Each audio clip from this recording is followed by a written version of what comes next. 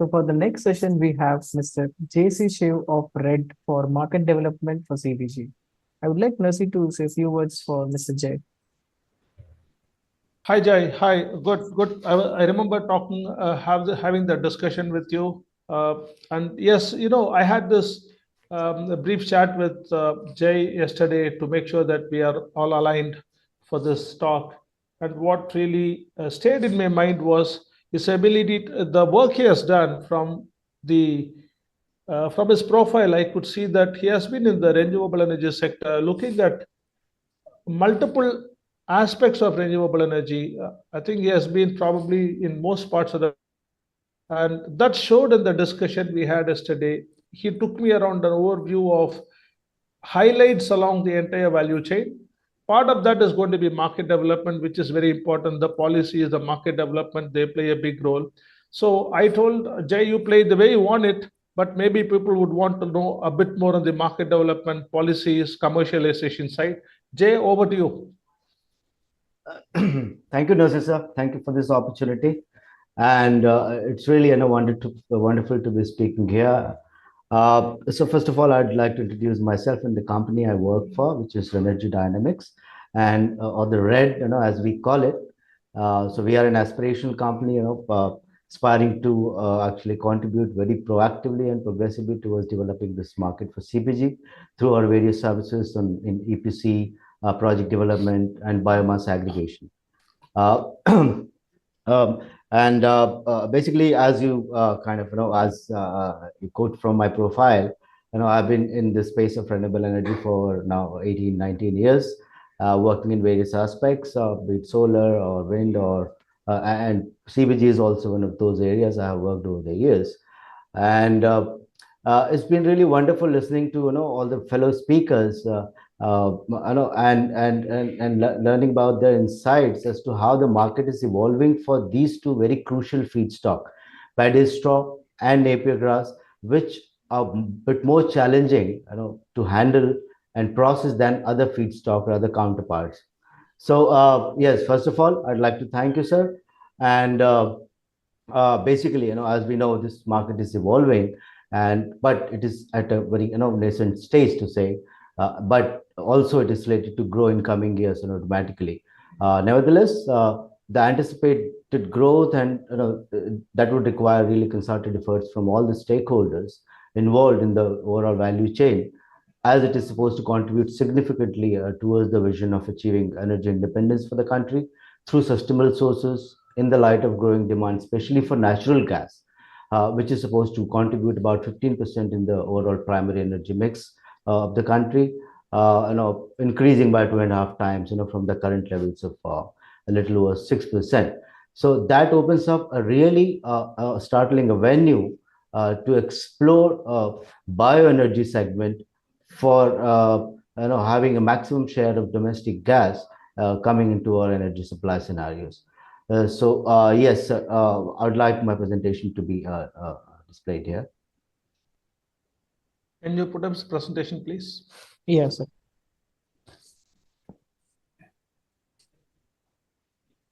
I hope I'm audible clear enough. Yes, sir, you're very clearly audible. Thank you.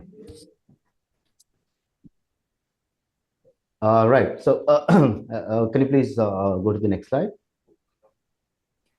So as I just briefly mentioned about, what is the driving force or what is driving the CBG industry? So obviously our aspiration and vision to have maximum share of domestic gas into our energy system. So yeah, this is the overview slide. So I've already kind of briefly touched upon this. We are overly dependent on import for our gas needs, and bioenergy is going to play a really crucial role into this.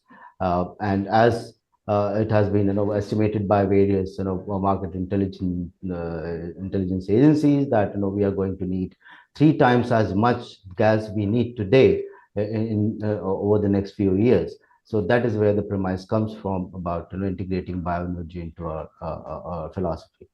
So next slide, please. Right.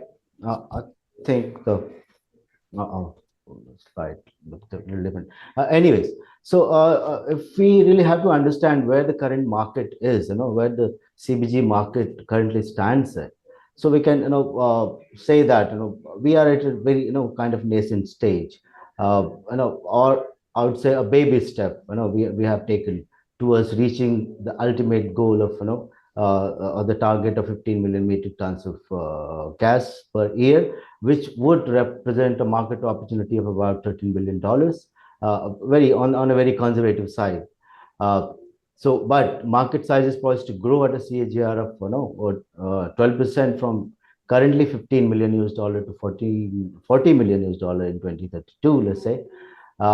And this directly relates to the CBG that is in transaction as of now in the market, that is being sold through various retail outlets or through pipeline injection. Uh, uh, for this year, I think the overall transaction that has happened for about 17,000 tons of CBG, which by the end of this year would touch maybe around 25,000 tons. So which would again be 25% increase from the last year. But although it seems a baby step, towards achieving and creating a market for about 13 billion US dollar market size, the sector is expected to really see exponential growth with the realization of investments that have been announced, by various corporates and various, agencies and companies, which is to the tune of 1.8 lakh crores. The slide I have given a slide in this regard in the end of the presentation, which summarizes, who has announced what kind of investments into the sector. But it comes out to be to the tune of 1.8 lakh crore over the next few years and more, obviously.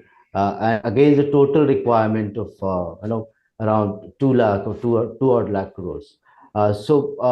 Really, it's a we are going to see a very positive and exponential kind of growth over the years in another 10-15 years. Although this target was to be achieved, by the last financial year, but yes, I would still call it a baby step that we have taken, and this event is really timely, saying and really themed appropriately, saying hello CBG. We are at the doorstep of CBG, knocking the doors of CBG, saying hello to CBG, and getting into to exploring the bigger market opportunity that is there.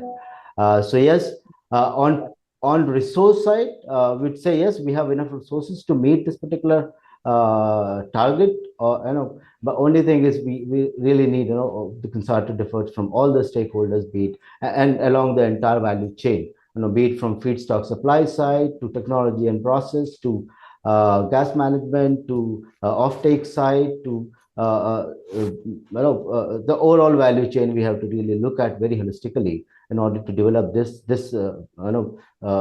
scale of market going forward. So this chart, I've tempted to basically to show that the kind of investment requirement that would be needed at an aggressive kind of roadmap to be followed with year on year addition, even at a CAGR of 36% from the current levels. So but yes, the investment announcements, if realized over the years, we will not have any problem whatsoever in achieving that particular target. So next slide, please.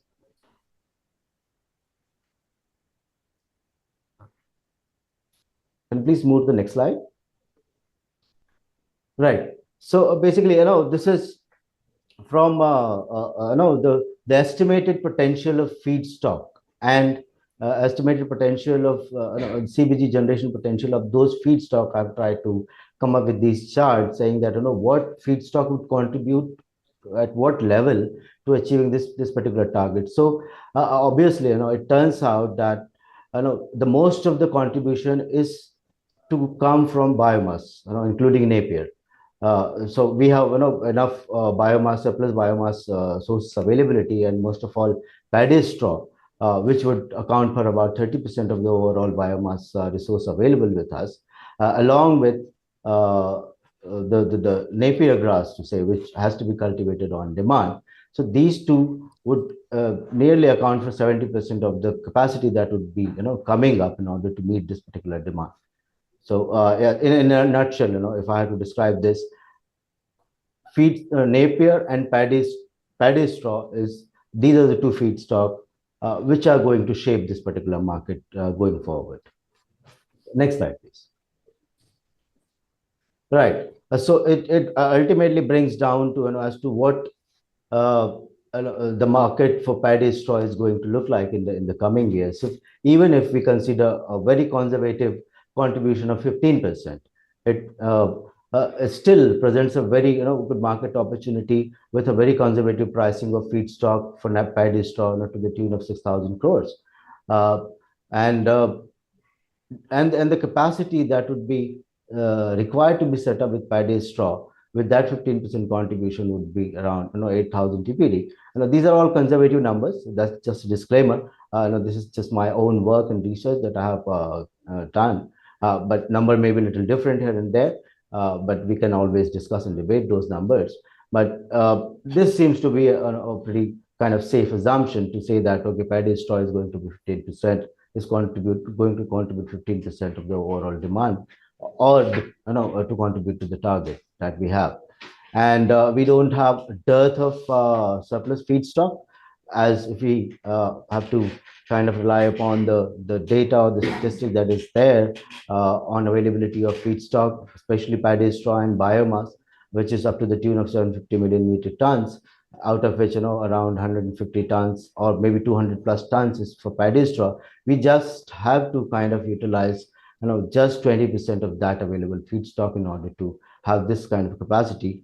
And developing this market, especially for paddy straw, which is turning out to be a major challenge to handle, especially in the northern part of India, in again the backdrop of the pollution or everything, or health kind of health emergency situation that is that arises every season in especially this part of India.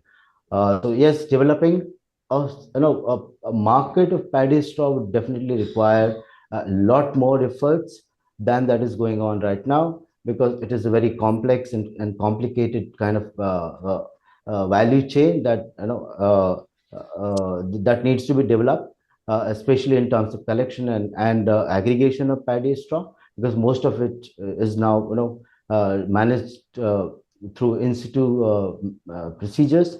But yes, if it has to come to the industry for CBG generation, there has to be a really kind of robust and strong infrastructure in place, including collection equipment, aggregation equipment, access to those equipment, because that is coming out to be a major challenge. That the farmers, especially in the northern part, they have very short window of time to aggregate and collect and and clear their farms of these paddy straw. So they rather prefer to burn it on ground rather than collecting it and storing it. So collection efficiency is not as much as of now, but as we have been really trying proactively to introduce new models of aggregation into the market through equipment leasing. We have the largest in India. We have the largest fleet of baler machines, and we have the capacity to basically aggregate about 100,000 tons of paddy straw per season. And we are making it available on daily rental basis to farmers, to small-time aggregators, in order to basically improve the collection efficiency. But yes, it's a very, as I said, challenging subject, because there are a lot of variables again, and a lot of forces in play, including the factors related to regional geographies and farm sizes and everything.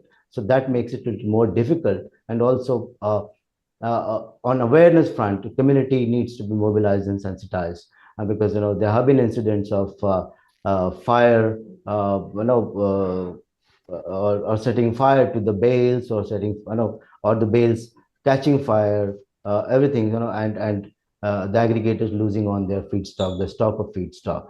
So these are the kinds of challenges that we have to deal with. But first of all, we have to really develop an infrastructure and access to equipment and machinery at affordable rates to the individual farmers and small time aggregators, in order to be able to collect it more efficiently and in more quantities. So yeah, next slide, please. So yes, these are some charts I've prepared to show, as to how the paddy straw and Napier grass would shape up this market. So apart from paddy straw, Napier grass is again, at 15 or 16% on a contribution to overall target. It is going to basically, present a market opportunity of 6,000 crores. So, with 16% in contribution in overall CBG target capacity. But again, we have been listening to the talks, especially the challenges that Napier grass cultivation and processing, presents to the developers, and really happy to know that from these talks that the industry is proactively trying to find solutions to these challenges, and they are coming up with a lot of other ideas and solutions in order to be able to utilize these feedstock more effectively. Next slide, please. Right. So these are the some major investments and developments that have been announced of late, and which sum up to the tune of 1.8 lakh crore or so.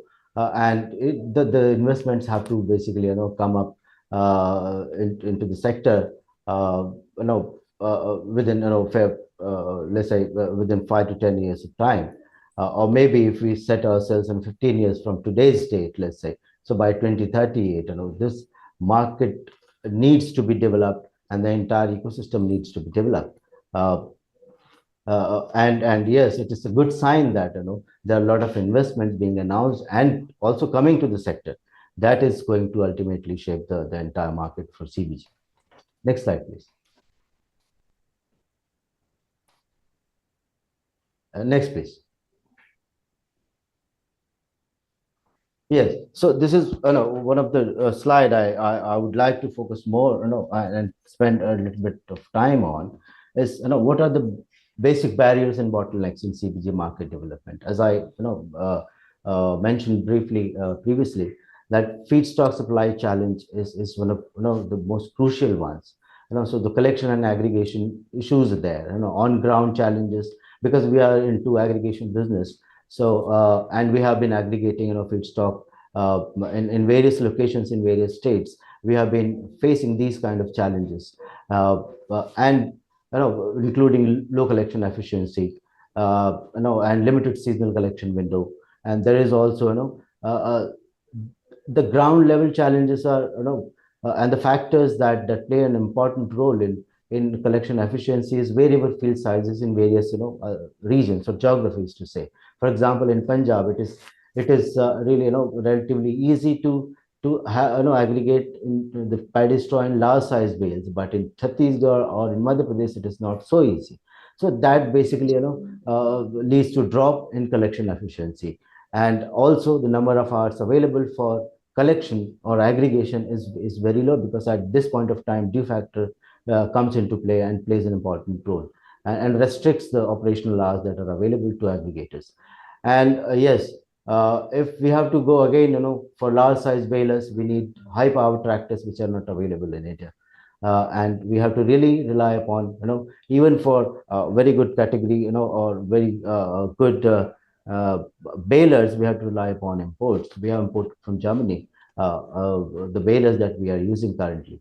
So these are the things, especially related to feedstock supply chain, and added to that is, there are certain social barriers. So there is awareness, maybe limited awareness among the farmers, and there's obviously, if something new comes up, there is obviously a resistance, to those kinds of new initiatives. So, but we have been trying really hard to to address these challenges through our own initiatives, uh, and actively engaging farmer communities and village level entrepreneurs as our aggregators and passing on the benefits to them. We have been seeing a really positive response and a lot of inquiries in terms of the requirements for the equipment and the aggregation machinery that is out there. And yes, we all know that there are several schemes supporting these kind of schemes for feedstock supply chain development, but we are yet to see a significant penetration of those in schemes and reach of those schemes, especially in other states like Madhya Pradesh or Chhattisgarh or in other areas.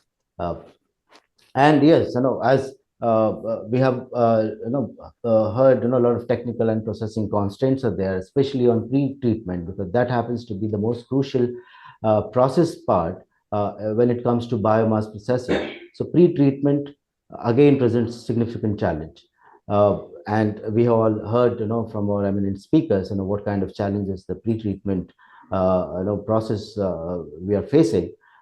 Basically, we heard about this enzymatic pre-treatment. As of now, we are only relying upon mechanical sort of pre-treatment, which obviously hampers the yield and the overall, processability of the feedstock. But due to inhibitive cost and very high cost involved in using, or utilizing those kinds of agents, enzymes, for pre-treatment, that is again a challenge, the market needs to basically, find a solution to.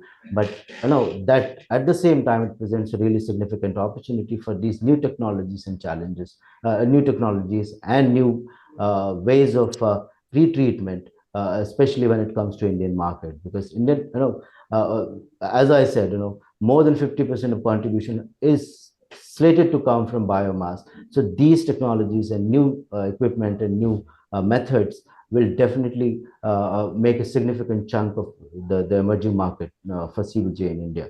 Jay, if I Yes. may interrupt for a moment, can you wrap it up in a couple Yes. of minutes? Because there are some questions I would like to ask you as well. Sure. So in just 2 minutes, sir, I'll wrap it up. Thank Yes. you. This is probably the last slide, and just there are other slides which are just flip through slides to say. So one of the very significant challenge that the industry is facing is in terms of market, and offtake.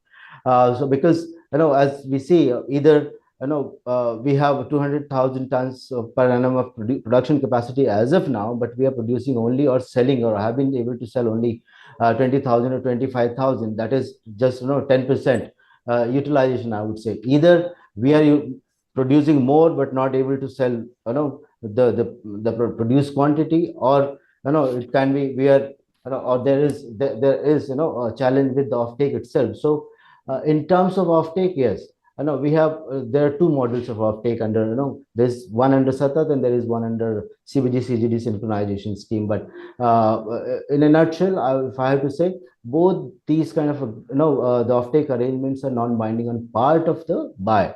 So it, although it is binding on the supplier side, but non-binding on the buyer side. So it presents a significant challenge when it comes to actually close, to achieving financial closure of a particular project. So if we have, in the context of more than 60% projects registered under Satat are yet to start construction. That means that either they are not able to secure finances for the project for these reasons, or there may be other technological issues. But this needs to be taken care of as an industry and as a sector. This particular issue has to be taken care of, and we should be happy to know that MOPNG and other ministries are working together to basically address these kind of issues. So we'll have some new guidelines coming up in the near future to address these kind of concerns.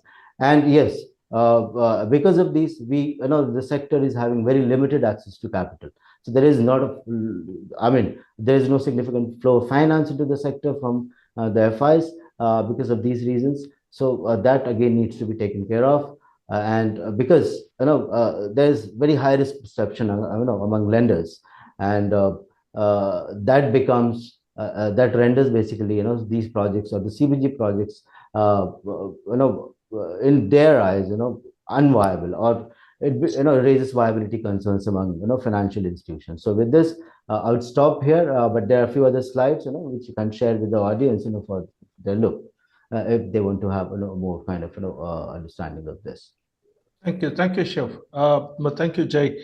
Tanuj, let me just go on with the questions, and then maybe if you have anything you can mention about housekeeping. Thank you very much. It was a very good overview, Jay. As I mentioned, you did exactly what I thought you were going to do today, and that's kind of very useful to the audience because this is the kind of context setting I would have also liked to do in the morning, just that I wanted to hurry things up. Some of the numbers you had, I didn't have myself. So they were all very useful, especially the percentages that you expect of paddy straw and the Napier grass, especially paddy straw, 60-65% you are expecting that to contribute.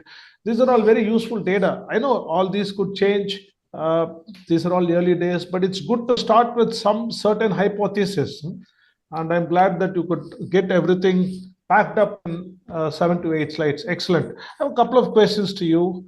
One is, your company dynamics. I remember meeting Varun Karad at one of the conferences, and he was a very confident speaker. He did a great job during the Delhi meet, which is why I practically stalked you guys to make sure that somebody from Red was here.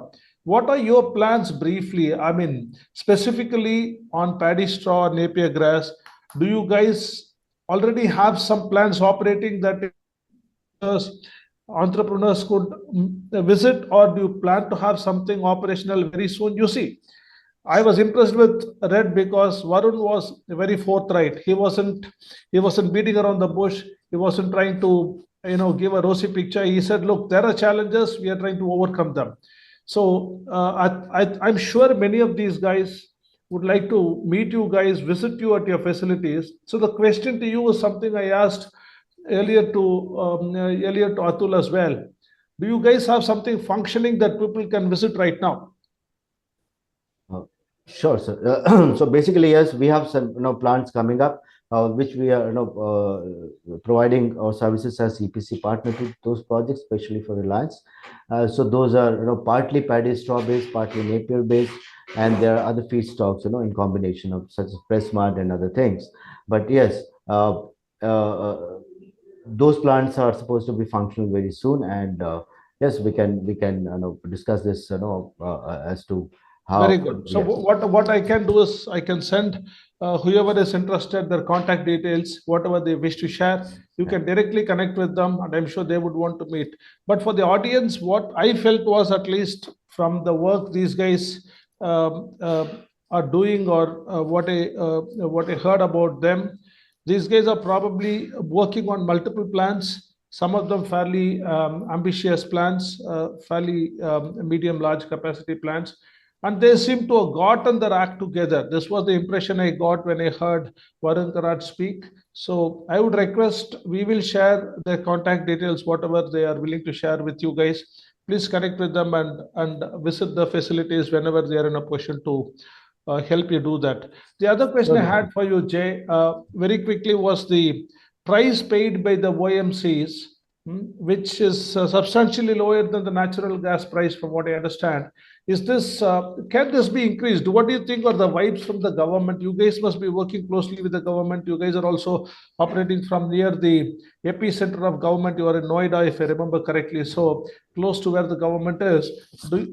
I mean, is this something which you think could happen? What do you see as the vibes? Do you think the price paid by OMCs as off takers to CBG could increase? Because that is the one scalable option. Look, I can sell it to industries, but that takes a lot of marketing. Marketing is very expensive. Guys would rather sell it to somebody big like an OMC, Indian Oil, BPCL.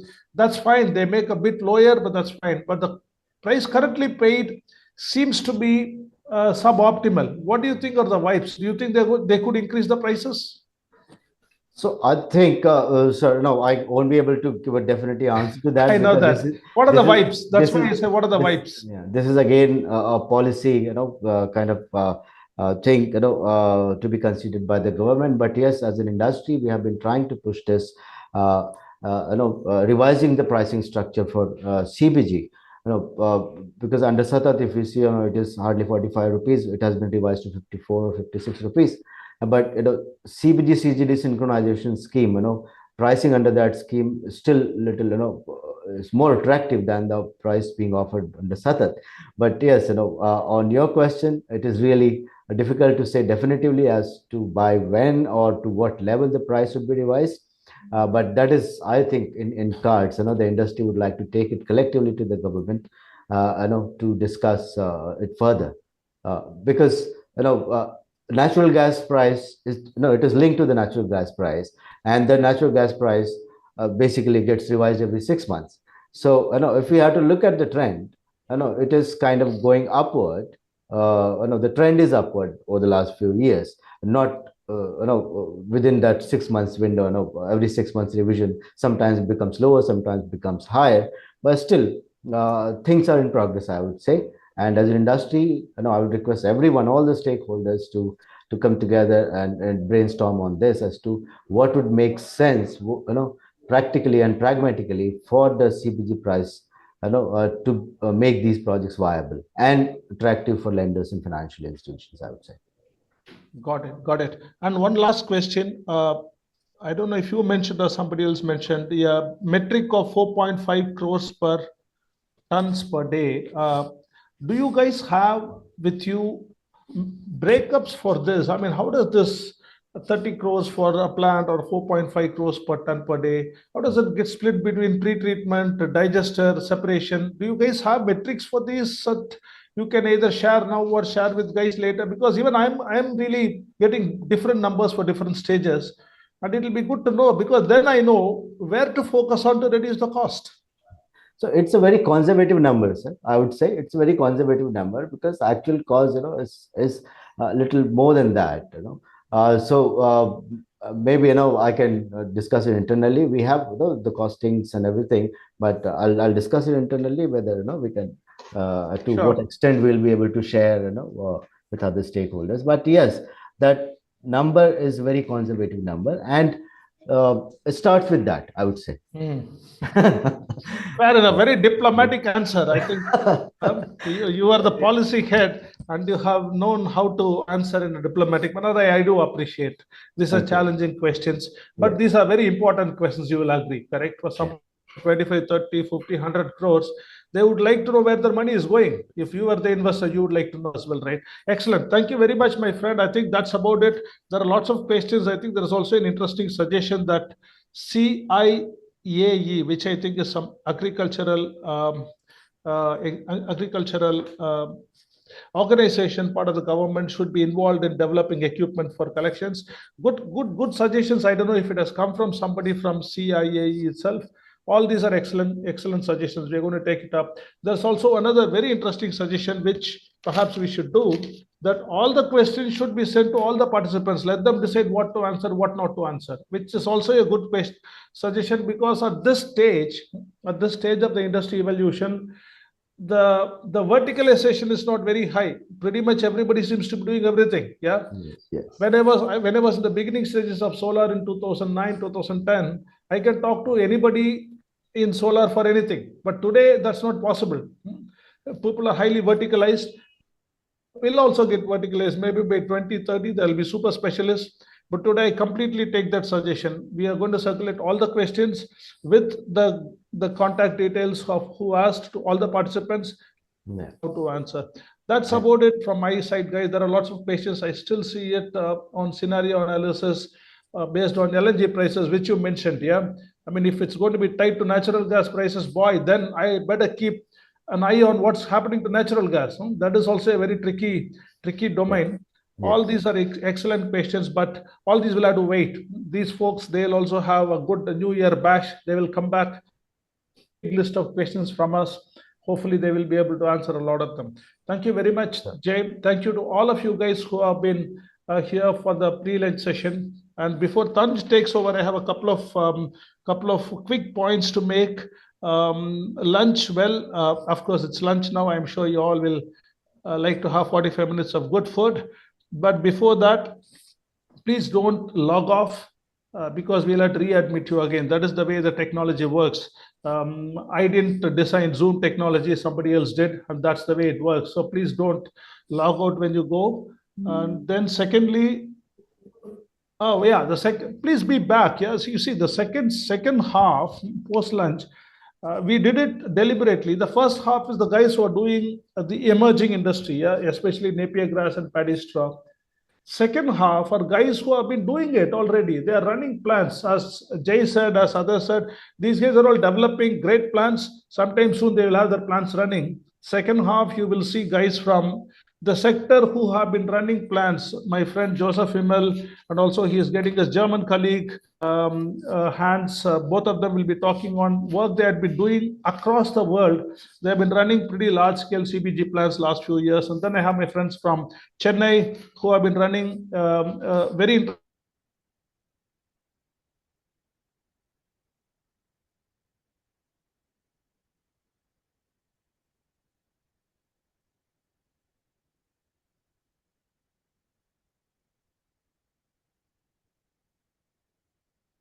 Have been working very closely with the. They have been working very closely with the Indian government, Chennai municipality, and they have been taking a good part of Chennai's municipal solid waste and converting it to CBG. They have done the whole works themselves. So these guys will be there post lunch. Please be here in another 45 minutes before.